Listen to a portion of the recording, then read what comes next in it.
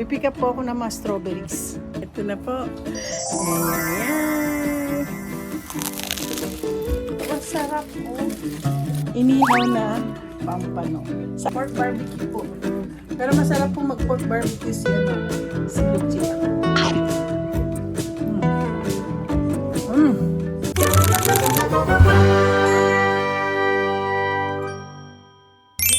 Okay guys, busy na naman kami ngayon sa gardening. So we're gonna do our garden. And I'm also a vlogger, Jose. Meet my new friend over there. He's the one cleaning up my... So if you see that my garden, look. Oh, it's already. It's Jose who cleaned it up. So we're gonna do a lot of changes. Tingnan nyo. Pag-labor lang, ikaw bibili lahat ng materials. Ka? Tutulungan niya tayo? Mag-garden? Hindi kasi doon yan siya sa amin na yun. Retired mga matatanda. Oo, siya naglilinis. Siya naglilinis. Siya naglalagay ng mga stone na puti, ganyan. Yeah, may katulong na ngayon si si Luchi. May mag-aano siya, yeah.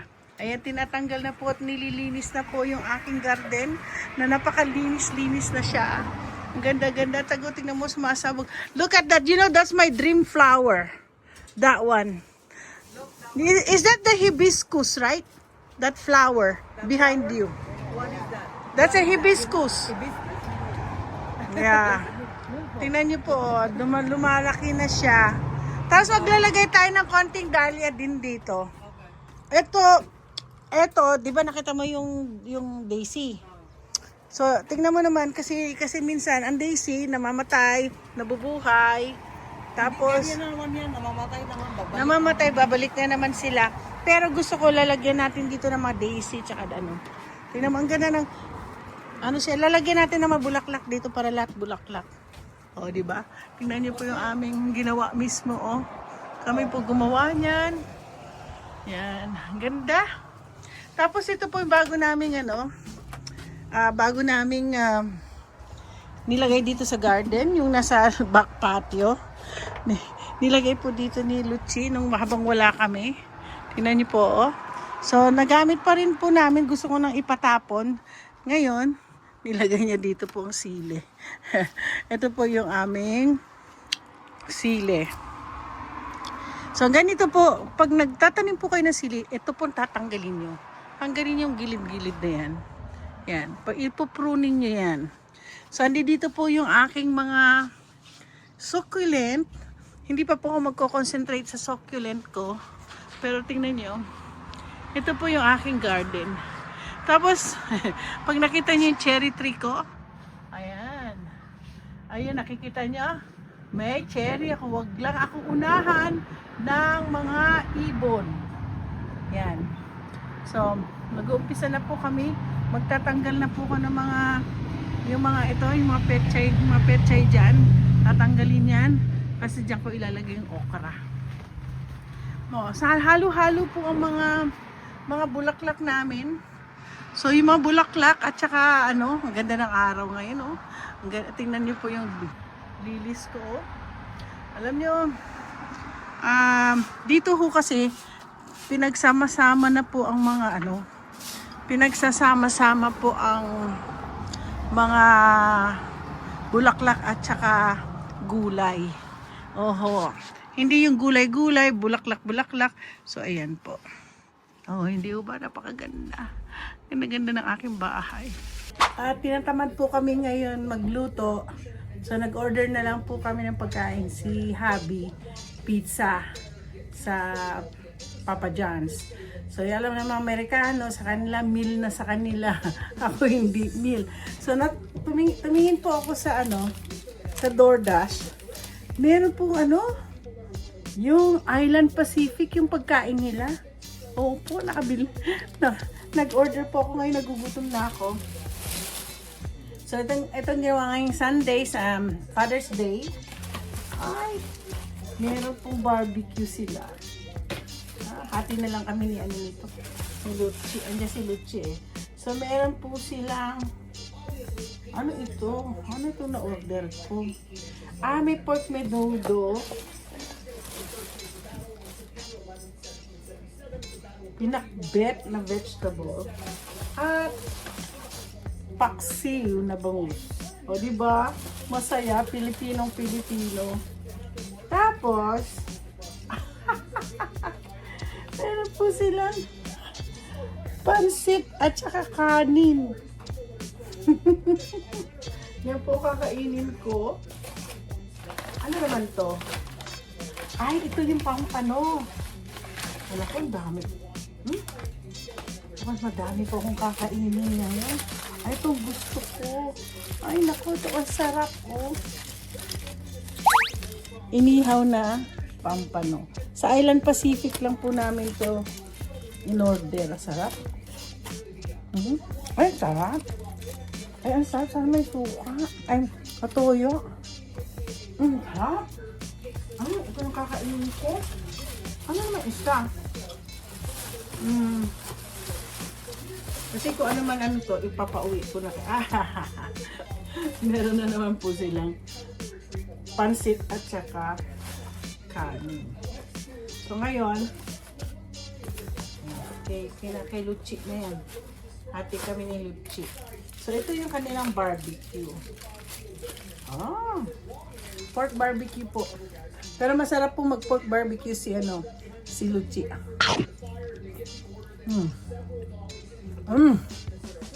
Ang sarap.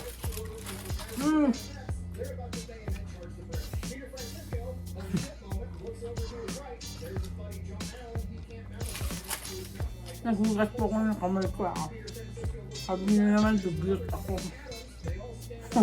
Nandito naman ako sa kusina ko eh. Ano yan? Ito ang pagkain ko ngayon. Nagtatanim po kami ngayon. Pinakita ko sa inyo, pinakilala ko sa yung bago kong gardener. Liban kay Luchi, assistant ni Luchi. Pangalan niya si Jose, yung Mexicano. Hay nako, nakapagod. Natapos na rin ang pagtanim. Marami po kami itinanim ngayon dito. Ipapakita ko po sa inyo. Iikot na naman po tayo. Update natin ang ating garden. So ngayon, talagang yung tsura ng aming Ang ganda. Ito po yung I fell in love with the daisies talaga. Ang ganda. Tapos yung mga ibang kanina nakuluntoy na. Nabuhay na naman sila, oh. Ayan. Bumili po ako ng zinnia. Dapat, alam niyo po, ang zinnia maganda po yan sa garden kasi takot ang mga bugs dyan. Mga bugs ba? Ay, nakakatuwa, bumalik po siya, oh. May mga bulaklak na bumalik. So far, nagdagdag po kami ng mga ibang malinis na po ngayon kasi pinaayos ko kay Jose yung bago kong hardinero. Kung napansin ninyo, yung garden masyadong nalala nyo to, di ba? So ngayon maganda-ganda na siya. Ganyanin natin, oh. Ganda na siya, oh. Pwede na yan magano. So, ano pa ba mga ibang ilagay natin dyan? Ay, masyadong maaraw. Ay. Hindi pa pala hindi pa nagdidilig si ano. So, naglagay po kami ng mga dahlias. Tapos yung mga ibang, yung nasa likod na itong pinakauna-una kong clematis. Yan po ay clematis. Yan, sabi ko kay Luchi, ilagay na lang dyan, tambak. Itambak na dyan. Kasi, pero babalik pa yan ng pagdating ng September, babalik pa po sila. Nakita ho ninyo, may mga bees. So, ito po ang mga dahlias. Yan, yung mga dahlias namin. Ayan po. Yeah. Ayan po. Naglagay po kami ng mga zinnia. Zinnia kasi po nagpo-protect yan sa sa aming mga sa mga bags. Ito po bumalik. Hindi ko binili yan. Bumalik lang po yan. Ay naku ma'am yan. Pakita ko sa inyo mga grapes. Siguro mag-pick up na ako ngayon ng strawberries. Ito po ay magpipick up ng marami ba bang dyan? Strawberry? Marami dyan? Pipick up po ako ng mga strawberries. Malayo sila eh. Ando doon at saka meron po doon. So pipick up po ako. Tingnan natin kung gaano kadami ang strawberry ko ngayong season na to. Ito na po. Ayan. Ito po ang aming na-harvest. Ang dami. Pakita ko sa inyo pa. At titikman natin ang ating strawberry. Susunod, blueberry. Naghihintay po kami, nag-germinate po ako ng ampalaya. Hindi pa natin pwede siyang, hindi po siya pwedeng ilagay sa malaking planter kasi papaabutin ko sila ng hanggang dito. Kailangan solid ang roots niya. Ayan, ampalaya po yan. Tapos yung banda doon, kita nyo yan, sitaw. So, yung okra, papakita ko sa inyo yung okra. Kasi ngayon, mahirap po, nasira na po yung aking, greenhouse. Pero, bala kong maglagay ng yan po, bala kong lagyan ng solar kung pwede para sa winter. Ito, hindi ko alam kung itong kalabasa o alokbate. Ayan pa ang siling panigang. So, sa ganito po namin, bumili po ako ng temporary ganito na may ilaw siya. So, ito ang aking mga seedlings. So, ito po, tawag nito, Luchi! Didiligan pa natin to. Okay. So, ito po ang aking okra. Lumaki na po yung okra, galing sa seeds yan. So, ito po ang sitaw. Hindi pa po pwede. Nakikita nyo yan. Kailan tumaas pa po sila. Yan yan. For sure, nasusunog ang una sa una. So, kailangan yung mabungo pa yan. So, ngayon ang aking ito yung aking herbal garden. Bakit nakita ko parang may nasunog dito. Yan po ang aking isang basil. Ito ang aking cilantro. Pag hindi nyo nagamit to, mamaya gugupitin ko yan. Yan po ang cilantro ko. Ay, yung celery ko hindi pa pala na ngayon, ito ang aking oregano. Alam mo, marami akong oregano dun. Ito ang thyme, sage. Ito po, pag yung malaki na to, ito yung tinatawag nating lettuce. Yan. So, dyan ko muna nilagay. Isa naman parsley yan. Parsley din to. Ito isa pang oregano. Iba-ibang klaseng oregano kasi nilagay ko. Iba rin tong time na to. Ito po ang aking lettuce. So, parang magkakasama kasi maliliit na seed kasi yan eh. So later on, hihiwalay ko rin sila. So ayan. So, ganun pa rin ang aking mga alam nyo. Ang dami namatay na sitaw. Okay lang itong mga sili. Pero yung sitaw kasi long beans po kasi yan eh. Grabe. So, tingnan po natin itong cherry. Teka muna, mag-picture muna tayo sa cherry. Hindi pala cherry. Strawberry. Alam mo, minsan nasa isip ko yung cherry ko. Nagtatlong cherries ko na lang doon. Baka mawala pa. Nakita ko yung carrots. Nakita mo? Parang malaki yung carrots. Kaya lang, ay, bilog ba yun? Bilog yung binili mo. Ganon. Oh, kaya pala. Yung sa taas niya, parang ang laki-laki niya. Nakakatakot siyang ano, kahapon nung nagdilig ako, natakot akong ipul kasi baka ganyan lang kaliit. Instead na ganyan lang pala kaliit. So tikman po natin ang naugasan na ito ni Lucia pag siya ay nagdidilig. Ito. Yun yata, yung nandiyan dyan. Ito yung malalaki na kwan. O sige, tingnan natin itong matamis. Parang kahinog na kasi ito. Nakita mo yung yung goma? Next time, lalagyan natin yung strawberry. Alin? Saan mo nilagay yung goma? Ayun, sabihin. Kailangan may rin yan eh, may araw. Doon, di mo ba nilagay doon? Hindi ko muna nilagay. Kasi wala pa ako kailangan yung balitan. Wala tayong parang Para iba lasa yung Kasi kumain ka na sa stick.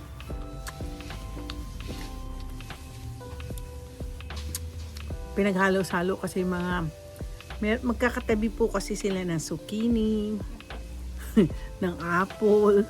Ano pa ba yan? Yung solo dyan, tingnan natin. Sa ilalim. At sa ilalim. Tingnan natin sa ilalim kasi yun yung nandoon, no? Yung solong-solo, yung mukhang deformed. Ay! Deformed. Deformed pero kinain na, oh. Yan. Mas matamis. Mas matamis yung nandiyan dyan sa tabi mo. Mas matamis yan. Sa tingin ko, ilipat natin yung nandiyan dyan. Parang kasi marami sila kasing dyan. Maraming mga halaman.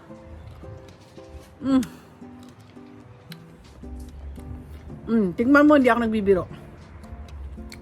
Ang nasa baba, matamis po.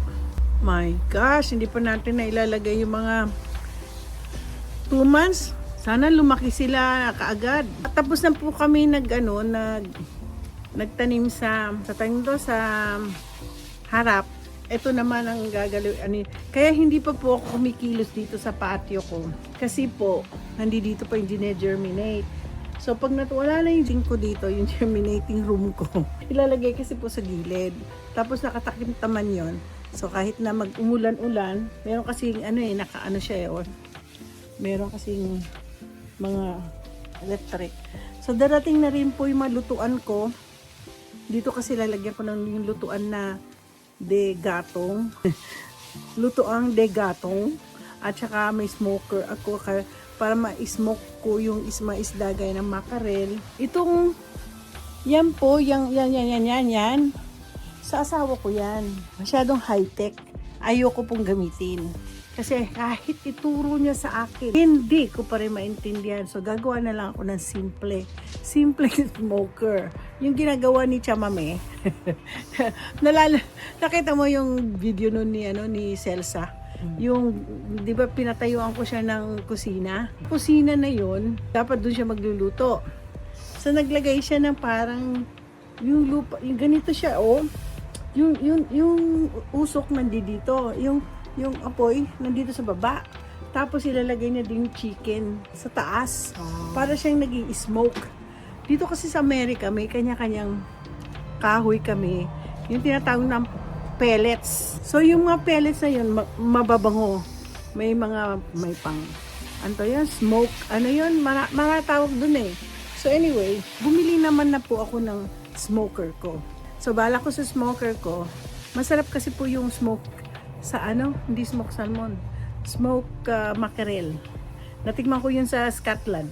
Masarap, na in love ako kaya sabi ko kailangan gumawa ako ng smoke mackerel. Tapos, so mag-smoke na ako. Alam mo, may kaibigan ako, nag-aaral lang pa first year college. First year college ang kanyang anak. Nag siya kasi mag-tuition daw ng anak niya. Gumawa po sila mag-ama ng smoke, galunggong. Ang tawag doon? Smoke fish. So, gumawa siya. Siyempre, ako pa naman, mahilig ako kumain na smoke fish. Lalagyan ba ng something to? Ang alin? Yung ganito. Hindi. Lagyan mo para hindi siya masyado. Yan. Pasok muna namin kasi sa gabi kasi sama mo na rin kasi pati yung ano. Ganito na. O ganyan na lang. Kasi lagyan din natin yung ano, yung mga ampalaya. Ayan, naku, excited po ako sa ampalaya na yan kasi malaking ampalaya yan eh. Yeah. So hindi rin kasi may ano yun? Di sila makapasok kasi mayroon silang stick. Nilalagyan po namin sila ng stick. Kasi Okay ano, lang siguro dito kasi naman okay naman. okay na yan. Oo, yung sitaw na. nag-survive lang sila yung sitaw lang kasi sensitive ang sitaw eh. Oo. Last year ang dami natin nalutong sitaw, no? Oo, nagluto kami ng sitaw. So, pagagandahin ko po itong kusina. Actually, ditong back patio, dalawa ang table namin dito. So, dito kasi kami dito ko ine-entertain ang mga kaibigan ko. Dito kami nagba-barbecue. Alam niyo masarap ang barbecue ni Lucci. At saka number 1 na ano ni Lucci is barbecue at saka siomai. Gusto ko nga magtayo ng ng food truck. Yun, titinda namin yung siomai niya. No? Pero pwede naman magtayo ng food truck na every Friday, 3 araw sa isang week. No, kikitain kaya natin yan. Kikita tayo. Tanungin ko si Bogs Kitchen. Kasi si Bogs Kitchen doon po siya doon yun ang kanyang Kaso lang, hindi ako gagawa ng siomai doon sa truck. Gagawin ko na sa bahay. Pre-made na. Lagay lang natin, tapos steam na lang natin. So, lalagyan na lang natin ng gawa tayong siopaw. Lagay mo na lang. Yeah. Alam niyo guys, dito kahit na masaya po ako ngayon, naka-order po ako na pampano, barbecue, at saka ano yun? Nakita nyo kanina. Ito. Yung kanina, dito sa video na to, yung kumakain ako, ang sarap po. Pero kalahati po bibigay ko kay Lucci. Lalo na yung pansit. Ayoko na kumain ng pansit bihon. So, anyways, kami ay sa ngayong araw na to, Father's Day, kami po ay nag-gardening. Kako kanina, kilala na ako dun sa sa Portland Nursery. You don't have any, wala nga dun yung babaeng nagbubuhat sa akin. Meron kasing babaeng parang Amazona eh. Ang lakas niya magpagpipit na topsoil at saka potting soil. Marami na naman kaming potting soil kanina, yun ang ko. Malapit lang pa dito sa aming bahay. So anyway, eto na po at ikaw ay magpaalam ka na rin, Lucci. Please like and subscribe. Ang pangit po sa videos. Please like you and subscribe. Oh yan, subscribe. Come on. Ang pangit ko talaga sa video. Nakikita ko sa TV, malaking TV na. Malaking TV news. Alam nyo, sabi ng tatay mo. Hello, shout out sa tatay nanay ni Lucci dyan sa Aklan. Shout out po sa inyo mga taga-Aklan. Ha? May sakit? Oh, magpagaling po kayo ha. Ito po, kami po ay masipag magtanim. So, anyway, don't forget to like and subscribe. Ito po ang aming buhay dito sa Amerika. Alam nyo, sa totoo lang, hindi po kami magkakasakit dito dahil marami kaming ginagawa. So, marami po busy po kami. Hindi kami pwede ditong idle. So, anyway, abangan na lang ninyo si Lucci at saka ako sa aming mga gardening. Yun ang maraming mga subscriber na gusto na yung garden. Nag-e-enjoy nga po sila eh. Salamat po. Happy sa lahat. Happy Father's Day sa tatay ni Lucci.